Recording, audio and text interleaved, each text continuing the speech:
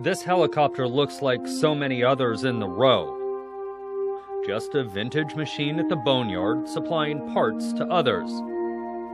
But this CH-46 has more than 11,000 air hours and a special place in history. This one here was the last aircraft out of Vietnam. Back in April 30th, 1975, during Operation Frequent Wind, this aircraft picked up the Marine Guard off the U.S. Embassy building in Saigon.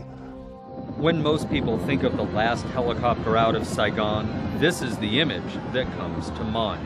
Actually, that famous picture you see really isn't the U.S. Embassy. That is an apartment complex down the street from the U.S. Embassy called the Pittman Apartment Complex. And that housed the CIA, a lot of CIA folks, and it also housed folks from USAID. And that aircraft was an Air America Huey that had landed on that rooftop to take out some folks. So a lot of people get confused thinking that was the U.S. Embassy. That really wasn't the embassy. Back at the embassy, the big CH-53 helicopters, along with the CH-46s, were ferrying people away from Saigon. There were a number of landing zones in and around the embassy complex. The one on the left is where the Marine Guards waited for their ride. The problem was, a misunderstanding left them without a helicopter. The aircraft that took the ambassador, U.S. ambassador out, Graham Martin, was another H-46, just like this one. It was 154803, which is in San Diego, the Flying Leatherneck Museum in San Diego. Took the ambassador out at about 0500 in the morning on April 30th. And the guard was up behind, and when 154803, which was call sign was Lady Ace 09, took off, it sent out a code message that said the Tiger is out.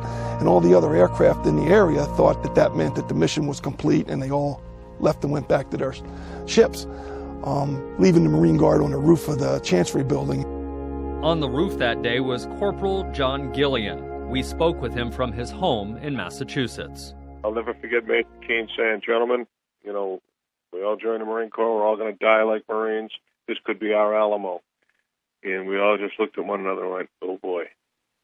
Eventually, the Marines were able to let someone know that they were still on the roof at the embassy. That's where the helicopter, call sign Swift-22, enters into history. Later on, there was another H-46 that was on a search mission for another aircraft that had gone down due to mechanical failure, and it was dispatched to the U.S. Embassy to pick up the Marine Guard off the roof of the Chancery building. They got the Marine Guard out around 07:53 in the morning and flew to the USS Okinawa, and that was the last aircraft out of Vietnam. This photo was taken inside Swift-22 not long after it lifted off the roof of the embassy. The evacuation of Saigon was historic because it marked the end of the Vietnam War, but it also has another footnote in aviation history. It was the largest helicopter evacuation effort in history, and from the embassy that day, the Marine Corps evacuated 985 Americans and 1,100 Vietnamese and foreign nationals from the embassy grounds that day, which was pretty significant. Swift-22's time in the desert is limited. A museum is currently negotiating to have her restored so the public can get a look at the last plane out.